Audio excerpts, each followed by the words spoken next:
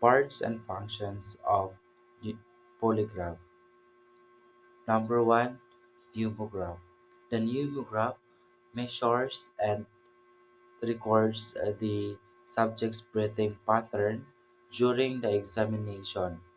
It uses rubber tubes around the chest and abdomen.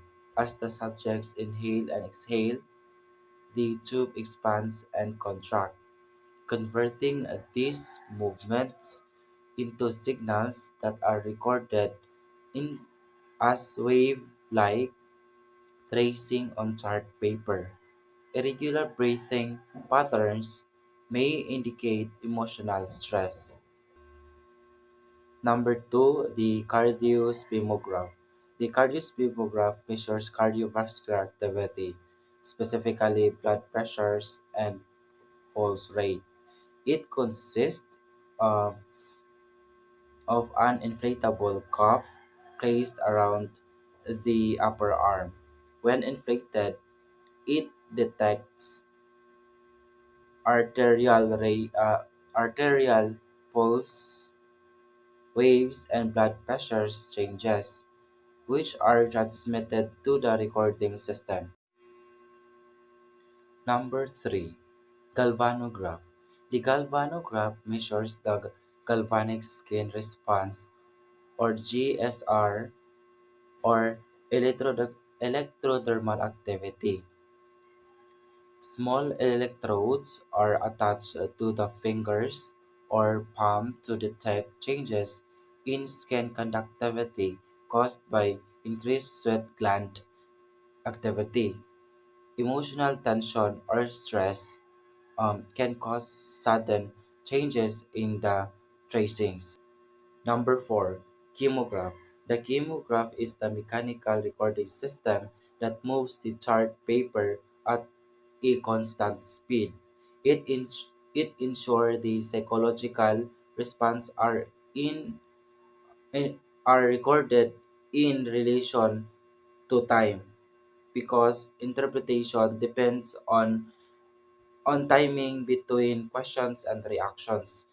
The chemograph plays a crucial role in producing accurate and continuous recordings. Number five, the Pneumo 1 and the Pneumo 2. Pneumo 1 records the chest respiration, while Pneumo 2 records abdominal respiration. Having two respiration channels allows the examiner to compare upper and the lower breathing patterns and detect any unusual or controlled breathing attempts. Number six, the Gulf Open (JSR) pen. The Gulf Open is the pen assigned to record the galvanic skin response. It converts electrical signals from the galvanograph into visible ink tracings on the chart paper. Number seven, Cardio Open. The Cardio Open records cardiovascular signals such as pulse, and blood pressure fluctuation onto the chart paper, showing rhythmic pulse wave patterns. Number eight, the cardio module. The cardio module processes and amplifies cardiovascular signals before they are recorded. It ensures that the signals are clear and properly adjusted for accurate interpretation.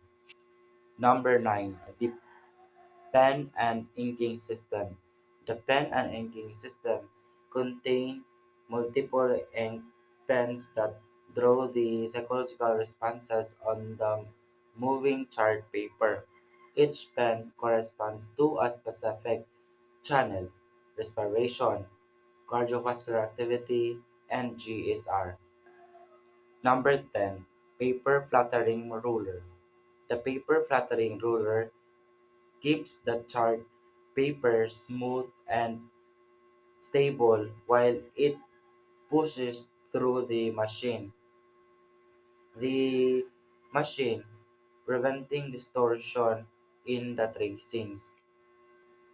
Number 11, paper tear bar. The paper tear bar is used to neatly tear off the chart paper after the examination so that the recorded data can be preserved. And the last one, number 12, the chart drive switch.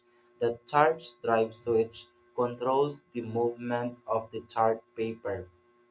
It allows the examiner to start, stop, or adjust the speed of recording.